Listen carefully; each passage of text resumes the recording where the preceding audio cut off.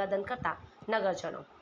Bhagwati international સ્કૂલથી જિલ્લા panchayat collector કચેરી, university TV 4 રસ્તાથી college campus સુધી થયું પથ સંચાલન।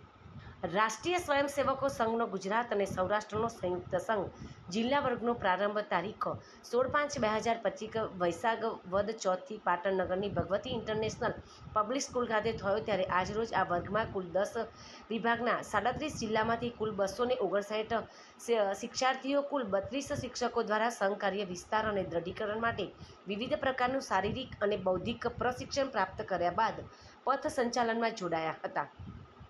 શિક્ષાર્થીઓએ પોતાના દૈનિક જીવનમાં સમયમાં મહત્તમ અને અસરકારક ઉપયોગથી સ્વસ્થ અને સ્વદેશી જીવન પદ્ધતિમાં પાઠ અંગેનું પણ પ્રશિક્ષણ મેળવ્યા બાદ આજે શિસ્ત, સંયમ અને વાદ્યોના તાલે લયબદ્ધ પથ સંચાલનમાં જોડાયા। ખાસ કરીને સંચાલનમાં આનક, પ્રણવ, જલ્લરી, વંશી, શંખ અને ઘોષદંડની લયબદ્ધતા આકર્ષણનું કેન્દ્ર રહ્યા હતા। આ સંચાલન ભગવતી ઇન્ટરનેશનલ સ્કૂલ, જિલ્લા પંચાયત કલેક્ટર કચેરી, યુનિવર્સિટી થઈને ટીબી 4 રસ્તા થઈ કોલેજ કેમ્પસ સાથે તેનું સમાપન થયું હતું।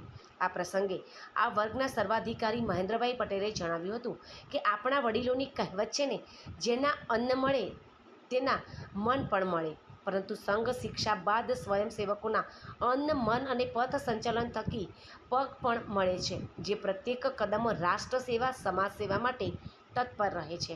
જેથી આ પથ સંચાલનમાં સ્વયંસેવક મન અને પગને રાષ્ટ્ર સેવામાં જોડે છે, ત્યારે તેમાં જાતિવાદ, પ્રાંતવાદ નહીં, માત્ર ને માત્ર રાષ્ટ્રવાદ હોય છે।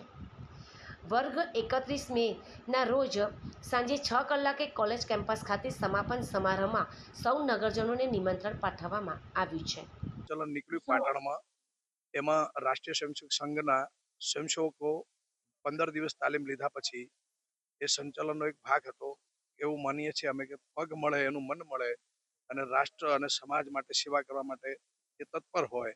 અહીંયા 15 દિવસની તાલીમ હોય છે, એના માટે 27 જેટલા શિક્ષકો, પ્રબંધકો, બાકી બધા કામે લાગતા હોય છે અને એવા 2 વર્ગ કરીને અહીંયા લોકો આવતા હોય છે। એક તો છે 7 દિવસનો પ્રાથમિક અને એના પહેલા 2.5 દિવસનો પ્રારંભિક વર્ગ હોય છે। એ પૂર્ણ કર્યા પછી અહીંયા આવે છે અને એને 2 પ્રકારની તાલીમ આપવામાં આવે છે કે રાષ્ટ્ર, સમાજ ઉપર ક્યારે પણ આપત્તિ આવે તો સંઘનો સ્વયંસેવક હંમેશા તત્પર હોય છે। એટલા માટે જેનું નામ છે રાષ્ટ્રીય સ્વયંસેવક સંઘ। અને અહીંયા બધા જ લોકોને પ્રવેશ છે। અહીંયા કોઈ જ્ઞાતિ, જાતિ એવો કોઈ બાદ નથી, કેમ કે અહીંયા તો ઋષિ પુત્રો છે, એટલે જ્ઞાતિ નહીં પણ ઋષિ પહેલા એવું માનીએ છે। અને એ જ રીતે સમાજને જોડવાનું કામ એ સ્વયંસેવકો ત્યાં જઈને કરવાના છે। 254 સ્વયંસેવકો આજે ભાગ લીધો સંચાલનમાં અને 27 શિક્ષકો એની સાથે જોડાયા હતા।